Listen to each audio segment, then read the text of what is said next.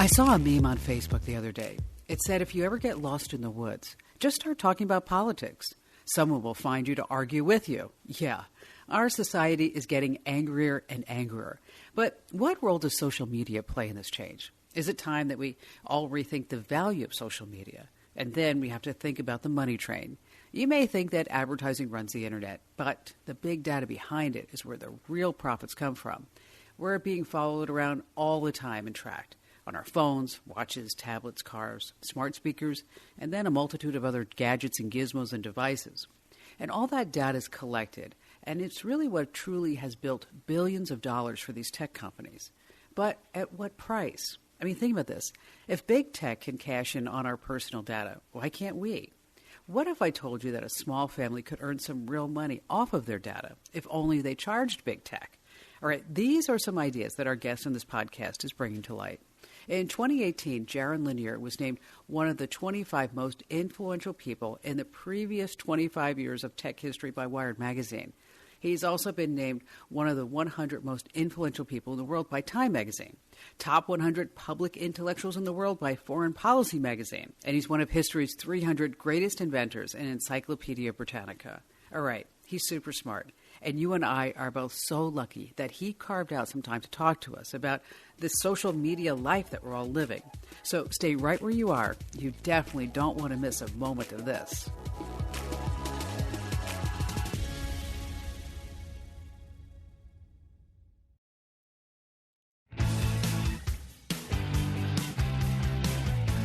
So, Jaron, thanks so much for being here. I was watching the, I guess you'd say, docudrama on Netflix called The Social Dilemma. And I'm sitting there with my husband and my son, and I'm like, oh my gosh, that's Jaron. Jaron is on The Social Dilemma. And that's when I wanted to really do a deep dive with you more about specifically your book, because you have this fantastic book, 10 Arguments for Deleting Your Social Media Accounts Right Now. And just diving into number one. Obviously, social media can manipulate your behavior, you say, putting your free will under threat. Interesting example that you used with dog versus cat memes. Can you elaborate on that? Well, one of my cats is nearby and might show up to weigh in on this. But I'm fascinated by cats because cats are unlike most domesticated animals. They are still able to survive in the wild. They live with us, but they are not dependent on us in the way that a cow is or even a dog. And so what's going on with that? The usual theory is that they domesticated themselves or half domesticated themselves, but they've never really lost their wild spirit. And I want people to be like that. I want people to be successfully domesticated so we can live together in societies and not be at each other's throats all the time and not be idiots. But at the same time, I don't want us to lose our independence and our wildness. I don't want us to become just parts of a machine. And cats have proven that that's possible. Cats are a species that achieved exactly that, which is my fond hope for humankind. And I believe that that's exactly why cats are so popular on the internet. I think that cats are a symbol of this wildness and freedom that we really don't have to lose in order to be modern and technological, even though if it sometimes seems like we do. And dogs just don't have that type of draw on the internet. Is it because of the algorithms? I mean, no, there's a lot of cute dogs on the internet. And I really want to emphasize this is not an anti-dog. Exactly. I'm so glad you said that because I have on my foot is my 2-year-old golden retriever, Abby, who's just looking at me like, please say that he loves Goldens. Please say that. Absolutely. And I don't think it says anything negative about dogs or, for that matter, many other domesticated animals, that they're more fully domesticated than cats. It just happens to be their identity. I have had a lot of very intense relationships with domesticated animals. I paid for my education with a goat herd. I had my own cheese brand. And all. I used to have like a crazy close thing going with my goats where I'd play music for them, and I house trained them and could call them into the house one by one. And I'm talking about dozens of goats twice a day to get milked. And, there's nothing lessened about a domesticated animal at all. It's just that I don't want people to be one of those species, you know? Yeah. No, I mean, and that, you know what, you're exactly right. I mean, we need to have free will. We need to be able to not have some entity or big tech or whoever it is control our thoughts. And just because we liked one thing doesn't mean that we just only want to see that other thing. And if you would, just a little bit, I don't think a lot of people realize how social media does really manipulate our behavior. So if you could talk a little bit about that for the average Joe and Jane who's hanging out on Facebook 8 hours a day and wondering why they're seeing the same thing, you know? Yeah, you know, it's actually not that hard, but the thing is, when it's being done to you, it's almost impossible to perceive it. So it's a really simple thing, but it's really sneaky.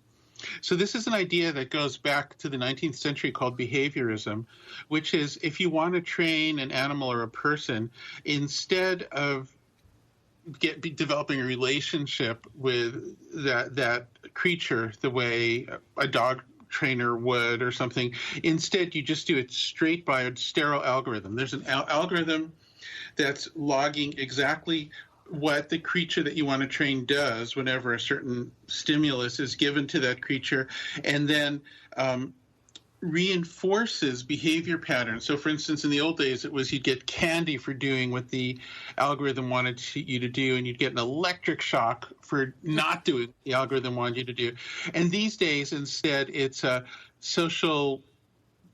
social perks and social humiliation are the substitutes for candy and electric shocks. And everybody who's online goes back and forth between these negative and positive experiences.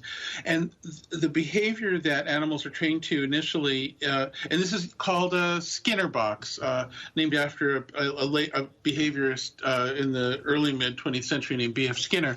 They would press a button to indicate that they're being trained, and these days it's the like button or similar on Facebook or other platforms.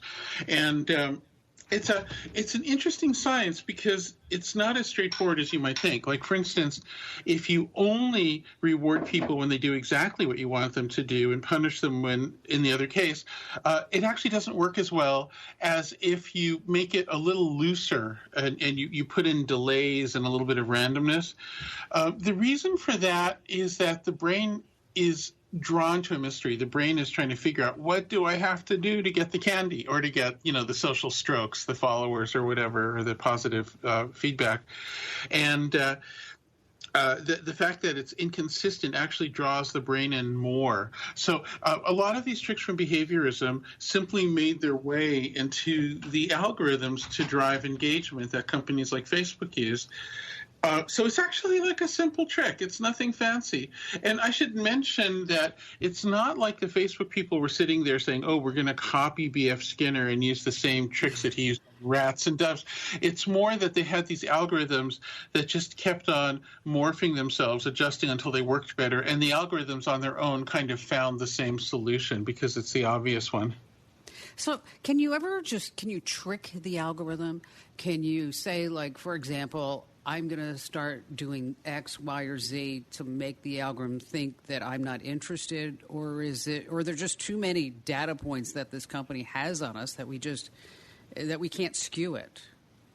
Well, it's a very crude and rough and statistical and gradual technology. So on a case-by-case basis, you can kind of screw with it a little bit. But the problem is that it's dealing with hundreds of millions of people at a time. And overall, on average, it'll kind of plow through and get to you.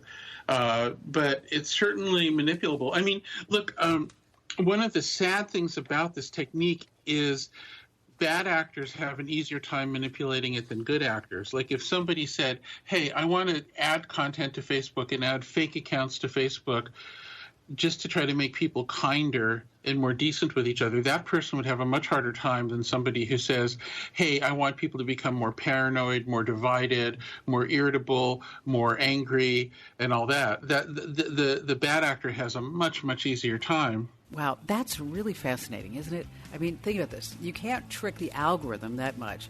Bad actors have an easier time manipulating it than good actors.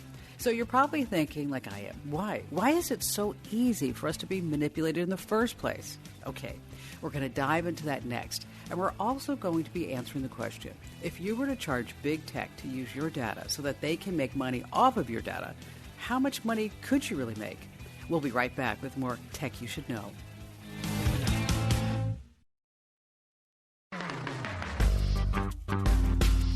All right, welcome back to Tech You Should Know. Jaron, we were talking about how easy it is for bad actors to work with the algorithms and good actors and how this all affects social media. Why is that?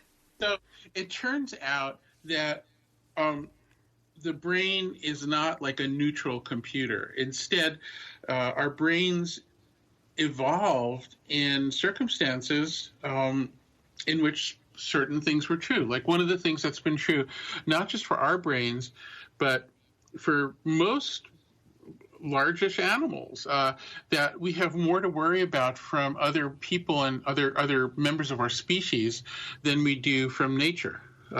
We have to worry about whether someone will attack us or all kinds of things like that. And so we have an amazing capacity. If you've ever spoken to an audience, you can be checking out the emotions and the intention of hundreds of people at a time. It's an incredible innate capacity that people have. Now, the thing is that there's special circuits physically, genetically built into our brains and the brains of a lot of other species called the fight or flight responses, which are really quick ways to respond when other people are getting weird or aggressive around us. And so the thing is, because those are our fast responses and because our response to these things are dramatic, when the algorithms are looking for what increases our engagement, what gets a rise out of us, they naturally find those responses that come from the fight or flight circuits. And so that means that if you're trying to make people paranoid and irritable and xenophobic and all that stuff, you have a much easier time doing that by creating manipulations on Facebook than if you want to do anything else, because it just happens to be really strong, quick built-in circuits in people. And now the thing is, if you look at behavior overall, the other circuits for empathy and kindness and intelligence and consideration and planning and all that stuff are just as strong. It's just that they don't come up as fast, so the algorithms don't catch them as easily. So give us an example of somebody seeing that happen in real time on Facebook. What might they see, or on Twitter or any of the other sites? Well, we have a few well-documented examples. For instance, Facebook's own researchers famously published a study in which they show that they could make people just depressed, make them feel bad in mass, in large numbers, without the people understanding how or why it was happening. And this was Facebook's own peer-reviewed published research some time back. They've stopped doing that sort of thing. But you might ask, why would they brag about that? And the reason why is, for them, it's a way of selling their services. It convinces their advertisers that they run the brains of the world, and so how could you not advertise on them? So for them, it was a good thing. Another political example that came up is in the previous presidential election, there were there's so many examples. There was an effort to suppress the black vote. Partially, we now know from Russian actors, and partially not. But the interesting thing about it is, it kind of worked. It was done mostly through fake accounts in order to seed a certain kind of content into the network. And here's why that's important. A friend of mine at Facebook has told me that recently, the percentage of new accounts on Facebook that are for real people is maybe 1%, and perhaps 99% are fake accounts. Now, the reason that there are such an overwhelming number of fake accounts is, as soon as you have a fake person, a bot, that bot can start to express interests that essentially program Facebook's own algorithm for what it will then send to the real people. So, in a sense, the bots become a way of programming Facebook.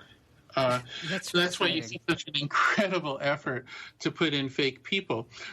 And so what you get is fake black activists. There was one called Blacktivist, that's a famous one, that then starts spewing out stuff that's like, oh, the vote doesn't matter, these people don't care about you anyway, and blah, blah, blah. And so you suppress the vote. And then the thing is, it starts getting reflected in the algorithm, where the algorithm is saying, wow, there are a lot of people who care about this stuff, so it starts amplifying it more and more, even though those were fake people to start with. But eventually it gets to the real people. And yeah, it has an effect statistically, like it has like a 1% effect or something like that. But then if you just do that, it's like compound interest. It starts to just darken society. It starts to make everybody a little more cynical. And it does have a cumulative effect. So it's not a very strong technology, but it's just persistent and pervasive. And so it ends up having an effect anyway. So that's really fascinating. I mean, so if the bots can program the algorithms, and the algorithms are obviously programmed by people, right? Eventually, or somewhere along the road. Well, sort of. I mean, it's a big collaboration between Facebook engineers and like Russian hackers who are getting bots to input data. So it's a big collaborative thing that nobody really fully is in control of, and nobody fully understands, and nobody really fully takes responsibility for. So Facebook can't go in there and determine. I mean, if they can determine that I like, a spinach salad with, balsamic vinaigrette, right? Why can't they figure out that these are bots and they need to be deleted? Well, at this point, I have to confess that my expertise starts to become a little foggy because Facebook is a black box. We have learned a lot about it. They revealed some has been leaked and whatnot, and some has been inferred. But ultimately, we don't see what they're doing. We don't see their data. We don't see their algorithm. We don't sit in on their meetings. And so it's hard to really know for sure. My guess is that oh, God. I mean, there's a few things to say here. One is Facebook doesn't really have a financial incentive to clean up its act because all of its money is based on advertisers at least believing it controls everybody's minds, and so that belief drives their business in part. If they became less manipulative and more transparent, it might undermine that system, that particular scam.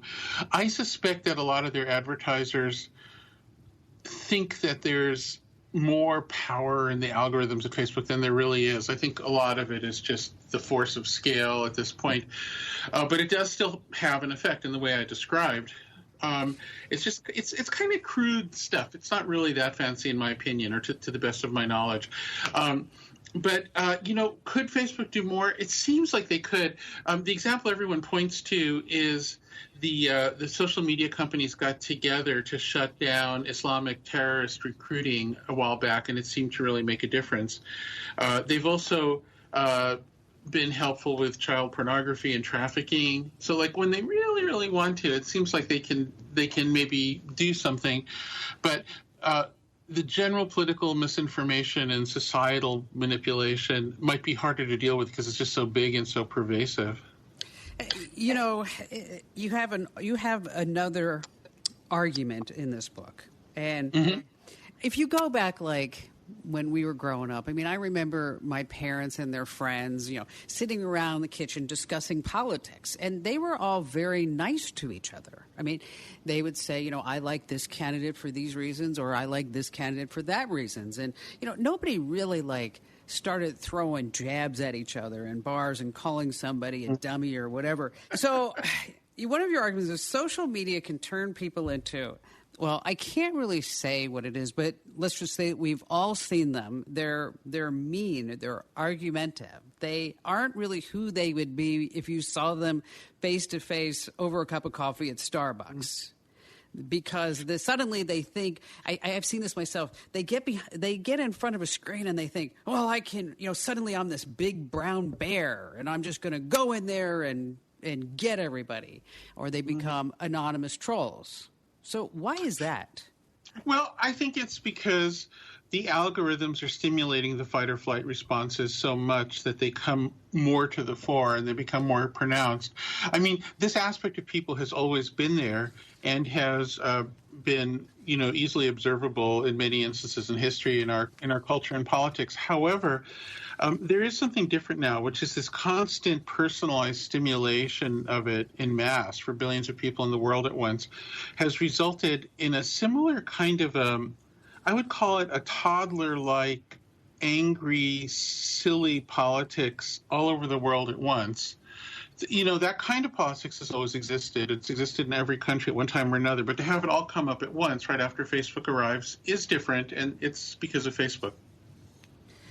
And you also talk about how social media is destroying our empathy. I see that really with a lot of people that are a younger generation, that they may not necessarily have the ability to communicate empathy because they've been doing this their whole lives through texting and through the screen. And, having that face-to-face real-life communication, and yeah, I know we are in a pandemic, and so that's really hard. But I do see that, and I agree with you, that social media is destroying that too, because people are so quick just to throw out an opinion or a comment without really giving much thought to what that other person could be feeling inside. Well, I have a couple of things to say about this. One is, I think that if you could have social media without the commercial incentives to be tricking everybody all the time and doing this kind of behavior modification algorithm on them, social media actually could be a good thing for empathy. It's a lot of why the internet was invented, and I still think it has a chance. I can give you two pieces of evidence for that. One is during the pandemic, I can say, at least anecdotally and with a little bit of data, that a lot of kids have had to change their use of the internet from being passive, of receiving the feed, to being active, of planning when to connect over video. And that shift from being passive to active makes them more cat-like. It makes them more independent and less passive, less programmed. And so I think that there's actually a bit of hope, a little bit of a silver lining on what we've seen from kids' behavior during the pandemic. And the other thing I want to say is, whenever there's a new social media platform, it's early year or two or three before it gets into the advertising business model and starts making money by screwing with people's heads. In those early years, you often see a different kind of behavior that's actually better, which once again indicates to me that it's the behavior mod algorithm, not the idea of social media itself, that's the problem. Like the earliest year of Twitter was kind of innocent and better. The early year or two of TikTok has been, better and kind of innocent, and Snap, and there's actually a bunch of other examples. And so it's really the combination of the business model and evil algorithm that's the problem. It is an interesting take that the algorithm is to blame and not social media itself. And this algorithm exists for a reason, to collect your data and make money for the advertisers, big tech, and the social media platforms. So how much is your data really worth? You're going to be so surprised. When we come back, Jaron and I are going to discuss that idea. So before we head into the break, I want you to answer this question. Just answer it out loud. Just scream it at the top of your lungs if you're driving along or if you're walking, whatever it may be, and then everybody will think you're crazy anyway. But just answer this question out loud. How much do you think you should be able to charge for you and your family's data? Stick around. You don't want to miss the answer.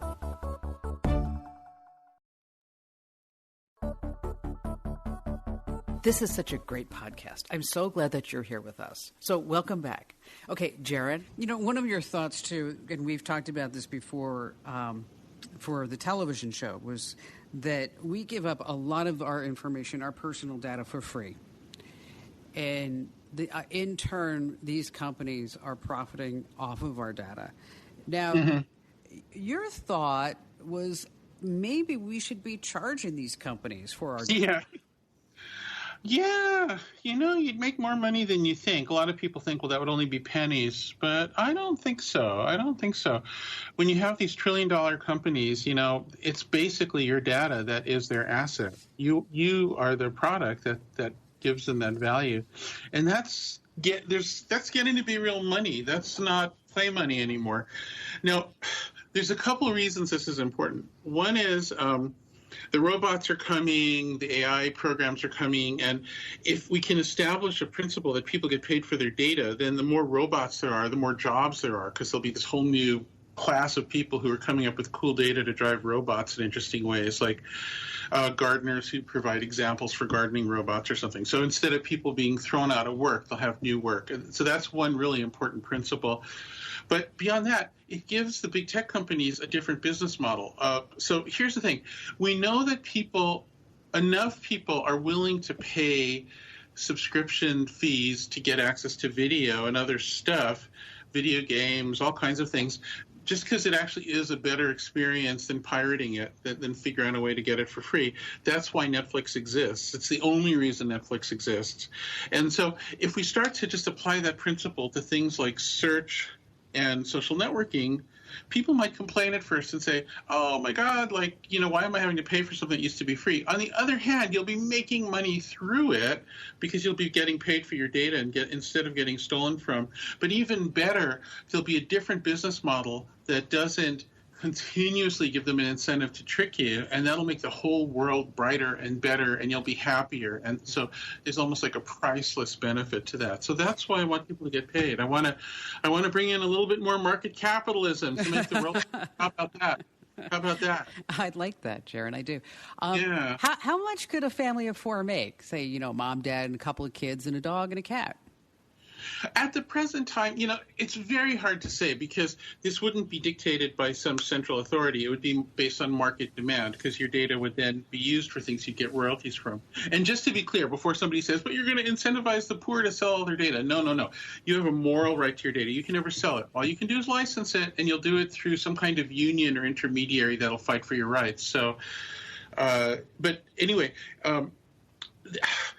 the rough estimate now is $30,000. Given today's level of technical activity, there's something like that being stolen from a family, and it's not being stolen in the sense that it's a funny thing. It's not that Facebook has $30,000 that should be yours. It's more that the overall economy is not fully on the books. A whole bunch of it is forced into this weird barter economy where it's not accounted for. So if the true economy was revealed, we think it would be something like that at this time. But the gardening robots haven't arrived yet, so it'll become more and more over time. So there'll be more and more kinds of robots and more kinds of AI programs, and each one of them should be generating money for the people who provided the data without which the thing wouldn't exist. Okay. You have to backtrack because I will never forget when you were talking to me about the gardening robots, because our first conversation was about how AI and robots are taking over the world and all these people are freaking out that they're going to have to get new careers. But you gave the example of if there was a robot that could be able to cut the trees and the hedges or whatever it is, that the robot would have to be trained by a human, correct? By a mass of humans. That's what AI is. AI is taking a bunch of example data from a zillion people and doing a big statistical conglomeration of it and then using that to drive a robot or an algorithm. And, but let's get back to social media. So let's say because there are people out there, I know they're listening right now, they can't get off of Facebook. They can't get off of Twitter or Pinterest or Parler or whatever it is, or Snap or Instagram, and because they really enjoy the interaction. They think this is a good way for them to communicate with their families. And I will tell you, I don't go on any social media.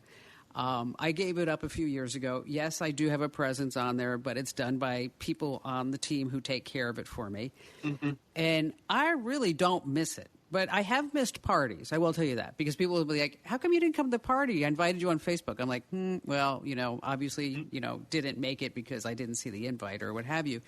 But what do you tell people who just can't get off of social media? Well, look, what I say, multiple times in the book is I'm not claiming to really know what's best for anybody else. I'm presenting the arguments for getting off it, but I can't really decide for somebody else what's the right decision for them. I do want people to at least think about it. If somebody's life or career really depends on them having accounts with these companies, of course I'm not going to tell them they have to get off it. I don't think sacrificing yourself or making yourself a martyr or screwing yourself up accomplishes anything for anybody. So it's a very individual decision.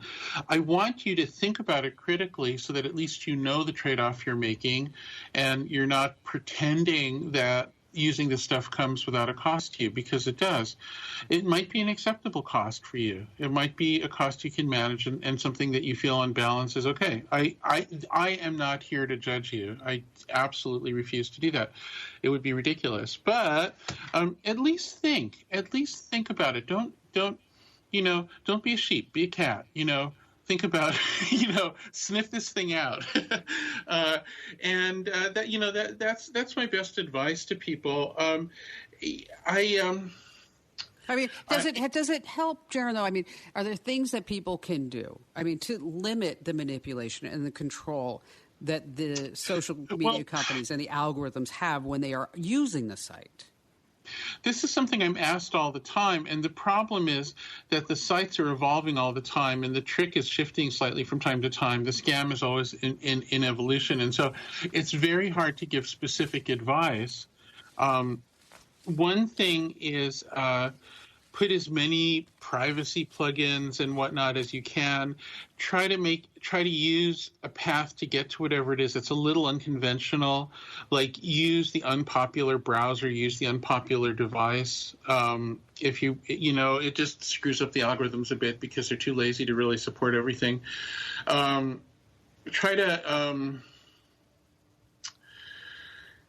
If you can, try to have maybe some different identities so you can see some different perspectives and see how things vary. If you have a strong feeling in your heart that I'm really pissed off at people who are sympathetic with one political party or the other, or I'm really unsympathetic with people who are from another place or look different, if anything like that is going on with you, try to take a minute. Just take a minute, because you're being manipulated. You really are being tricked. Those are feelings that are kind of implanted by the manipulation of fight or flight reflexes, and those emotions don't serve you. They serve someone else who's manipulating you. And And that goes equally well for the left or the right, the red or the blue, or for anybody. There's just a lot of trickery out there that comes from making people irritable and kind of tribal these days. And just try to find some way to reduce that in yourself for your own good, for the nation's good, for the world's good, and for the world your kids will inherit, Yeah, and just take a break every once in a while, I mean. Oh, yeah. Well, that's... The break idea is a really good one. Some people do that. I have found, talking to a lot of people, it's sort of like dieting doesn't really work. And there's a lot of kinds of things like it where if you try to censor yourself or punish yourself or say, oh, this thing I want to do is bad, I just won't do it, somehow that always comes back to bite you. Instead of doing that, I think that's all great. For those people who can make a sort of a media fast work and create a Sabbath, as the ancients did, a day a week where you're just not on, that's great. But for a lot of people, you'll find that you're cheating on that. And I think just putting it in positive terms, like find that place in yourself that isn't so angry, that isn't so paranoid, that isn't so tribal, that isn't so conspiracy theory vulnerable. Just try to, in a way, I guess what I have to say is that your relationship with the world at large, like your ideas about politics and science, should be kind of boring. Find your excitement in art and in your relationships and so forth. Don't try. So I'm trying to frame it in terms of what to seek instead of what to avoid. But that's really good because then it becomes more, like you said, it becomes more of a positive, not a negative. Mm-hmm. I mean, so instead of maybe because you're bored and you go onto Facebook because you've got nothing else to do and you're looking up somebody who you don't really know and you don't really care about, find something that is more personally fulfilling to you. Maybe it's going out for a walk and having an aha moment in nature, or finding that song that you liked when you were a teenager and listening to it once again to relive some good memories. Yeah, it'll be different for each person. And, living life well is hard. We're in a reality that's challenging. And so don't get down on yourself if it takes a while and it's tricky or seems mysterious at first. But just, you got to find your own joy and not live for the sake of someone else. And when you're taking on the angers and fears of internet-driven phenomena, you're living for the benefit of somebody else. Like, live for yourself. Everybody will get better off. Jaron, thanks for joining us on Tech You Should Know.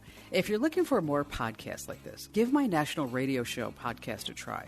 You can get it along with 3 months' worth of archives over at getkim.com. Now, here's the deal. You get 30 days for free, and after that, it's just a few dollars a month. And we offer discounts for military vets, seniors, and service personnel. It's a small business, and we certainly need your support, especially now more than ever. That address again is getkim.com. Plus, with your membership, you also get our social media platform. We don't sell your data. You can make friends, join a group, and post your tech questions 24/7. The address again is getkim.com. And a special thanks to Mike James and Cassie Taylor for putting this podcast together. They do such an excellent job. And a big thanks to you. If you enjoyed this podcast, if you learned just one thing, give us a nice 5-star rating and then write something nice about us wherever you get your podcasts. This helps more people find our podcast because, ratings seem to drive the entire internet. I'm Kim Commando, and I'll see you next time.